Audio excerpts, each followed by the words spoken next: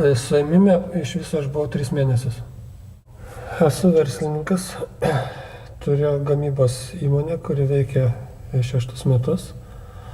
Gaminom lengvosios pramonės gaminius, galanteriją iš populiarių medžiagų. Aš buvau suimtas todėl, kad prieš 15 metų turėjau vieną didžiausių prekybos centrų Vilniuje, statybinę medžiagą prekiavo. Ir dėl nuomotojų ir dėl rinkos aplinkybės buvo žlugęs ir buvo iškelta byla dėl turto pasisavinimo ir neva sukčiavimo. Byla ilgai buvo tyriama, toliau ilgai vyko pirmos instancijos teismas. Aš per tą laiką gydžiausi ir mane suėmė ligoninėje. Sąlygos pirmiausia, jeigu imti areštinę, kadangi iš pradžių pristato areštą, ten tikrai yra antisanitarinės, visiškai nėra baltos patalinės ir ten tiesiog, kai visą parą keičiasi, suimtieji, tai ten ir su paltais, ir su rūbais miega, tai ten yra 101% sąlygos antisanitarinės. Šiaip sąlygos jau pačiam tardymo izoliatoriui ir ypač ligoniniai, laisvės atėmimo vietų ligoninėje, yra kenksmingos, ten ir labai šalta, ir nėra ir ventiliacijos, ir nešvaru. Iš pradžių būna visus į karantiną talpina, tai ten irgi yra maksimaliai antisanitarinės sąlygos.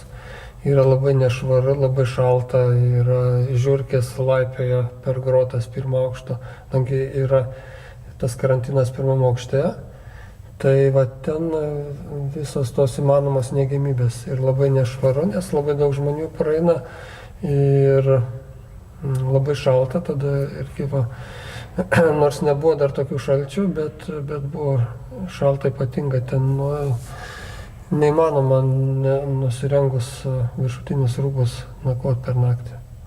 Pareigūnai, jie skirtingai priklausomai nuo žmoniškumo. Aišku, jaučiasi, kad pagal kodeksą yra jiems privaloma elgtis žmoniškai, bet iš tiesų yra daug tokių, kurie palinki kuo greičiau vėl čia atsirasti ir vėl susitikti. Taip kad tokių yra pažeminimo faktų, kad tai, kas tikrai nepriklauso jiems pagal pareigybinius nuostatus.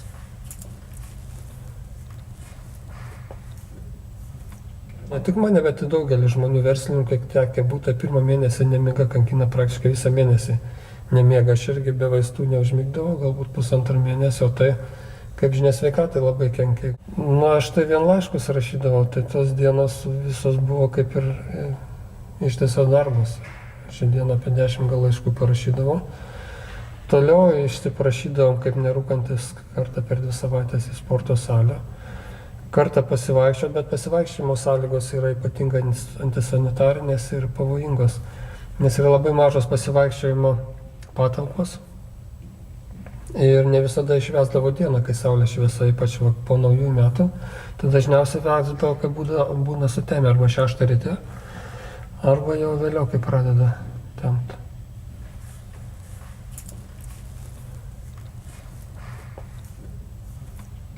Šeima pirmais mėnesiais, pirmo aspektų nukentėjo to, kad šeimos nariam, žmonai teko maksimalus krūvis, kaip vadovauti įmonė, kaip vadovauti darbuotojams ir spręsti visus tuos gamybinius klausimus. Tai jai buvo neišpasakyta didelis krūvis, kai ateidavo susitikimus, tai balta būdavo.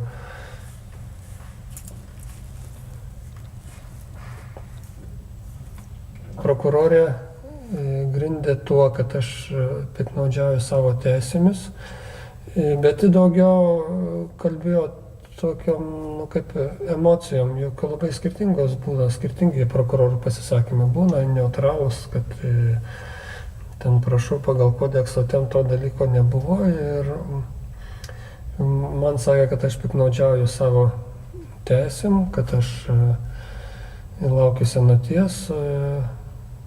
Bet nežiūrint to, nors aš buvau suimtas, realiai nevyko ne vienas teismo posėdis per tos 3 mėnesius. Pati prokurorė po naujų metų atsiprašė, kad skuba į kitą posėdį.